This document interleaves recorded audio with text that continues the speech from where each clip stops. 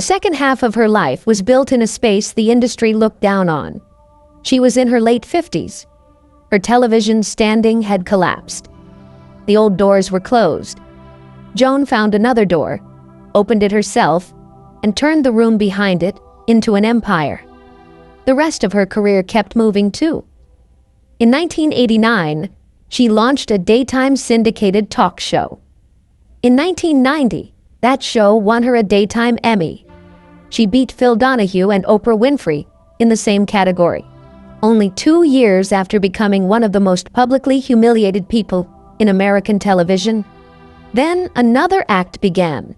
In 1994, Joan and Melissa started covering the red carpet for E! Before Joan, the arrivals outside an awards show were mostly empty time. Stars walked in, cameras flashed, and the show waited to begin. Joan changed that space. She turned the question of what someone was wearing into an industry. From there came Fashion Police, and she was still hosting it in the last year of her life. Her own view of the pattern was simple. Good times came. Bad times came. None of it lasted forever. She had lived through that cycle several times, so she kept moving. That was the rhythm of her survival. The documentary Where She Cried by 2010, Joan was 76 years old. That year, she allowed 2 filmmakers, Ricky Stern and Ann Sundberg, to follow her for 12 months. The result was Joan Rivers, A Piece of Work, which premiered at Sundance on January 25, 2010. The film is unusually raw because Joan let the cameras go where most performers would never allow them. The opening lingers on extreme close views of her face without makeup.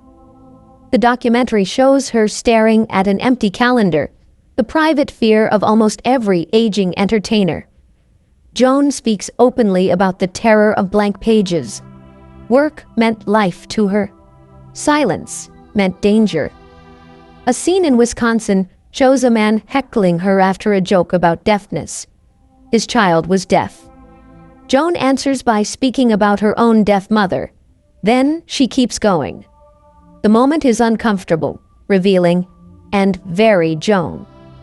The film also shows the plastic surgery she never denied and often joked about. It shows the huge card file where she kept decades of jokes, all written on paper and arranged by subject. Drawer after drawer, card after card, joke after joke. No computer system carried the weight for her. No assistant quietly maintained it in the background. Joan kept the archive herself. That card file matters. It may be the least funny object connected to one of the funniest performers of her generation. A wall of drawers, index cards, subjects, lines, setups, punchlines. It showed the side of comedy that audiences rarely see. Joan understood the act as a craft, and craft needed stock. Every joke was inventory.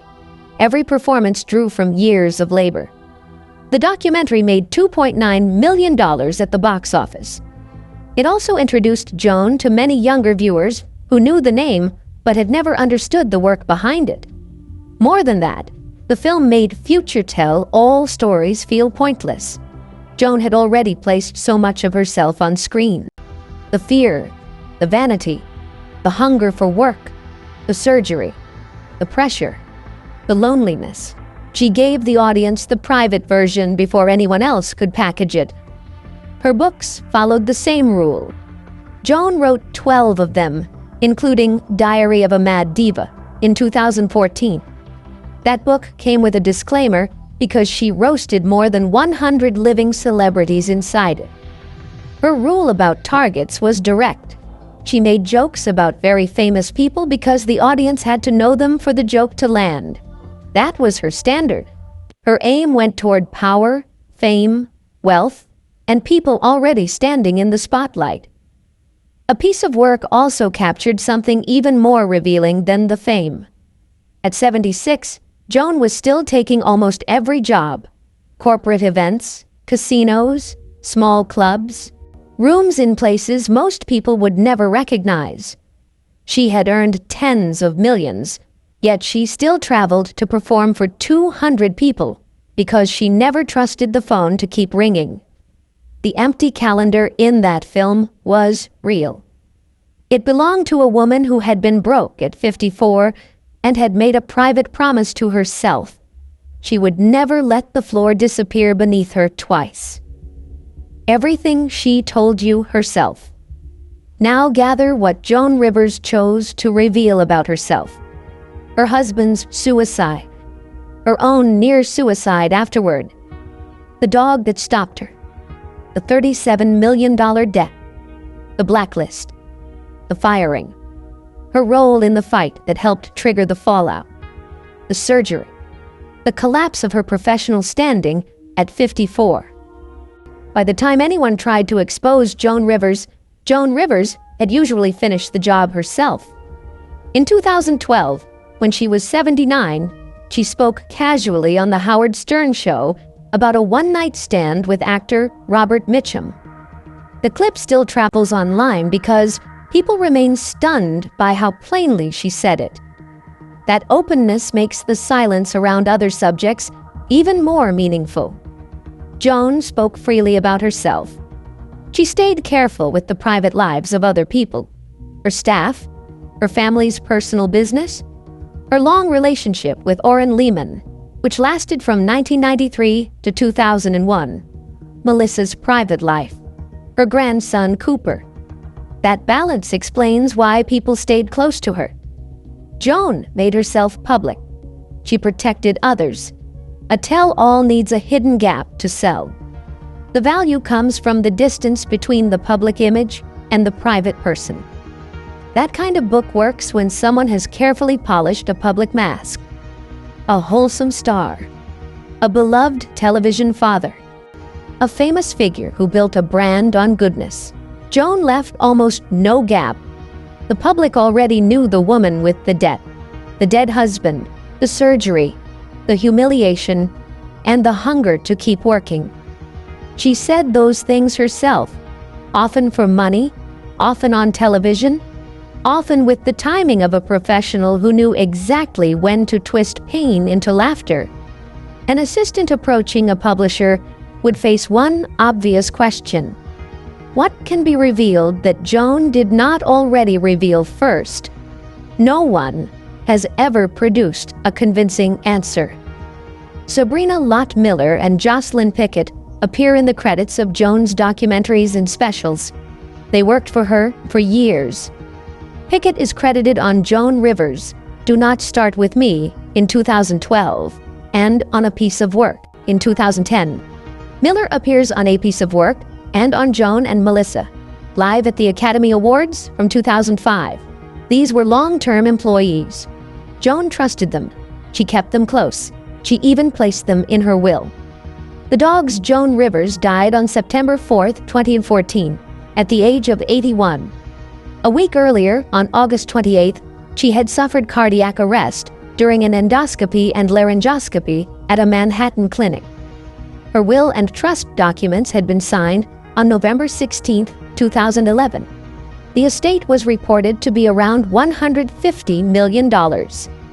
Melissa was named an executor and received Joan's tangible property, including a $35 million apartment on the Upper East Side and a house in Connecticut. Her grandson, Cooper, her niece, Caroline Waxler, and her nephew, Andrew Waxler, were provided for through a blind trust. Joan also left money to causes she cared about. One was God's Love We Deliver, the New York charity that brings meals to people who cannot leave their homes. Joan had competed for that charity on Celebrity Apprentice in 2009 and won. She was 75 years old at the time. Other gifts went to Guide Dogs for the Blind in California, the Jewish Guild for the Blind in Manhattan, the Jewish Home and Hospital Federation of Manhattan, the Simon Wiesenthal Center, and the Cystic Fibrosis Foundation. Then came another detail. Joan left a portion of her earnings to her publicist and to her two assistants. Sabrina Lott Miller and Jocelyn Pickett also received the dogs. All 4 of them. All rescues. That is the final documented instruction Joan Rivers left regarding the 2 women the internet now claims were preparing to expose her. She trusted them with living things she loved. One more piece of the story closes the loop with Johnny Carson. On February 17, 2014, 6 months before her death, Joan Rivers walked onto The Tonight Show for a cameo on Jimmy Fallon's first episode. It was the same NBC studio where she had made her first appearance 49 years earlier. For 26 years, she had been kept away from that stage through Carson, Leno, and O'Brien. Carson had already been dead for 9 years. Joan was 80 years old. She went back anyway. When Carson died in 2005, a reporter asked her for a comment.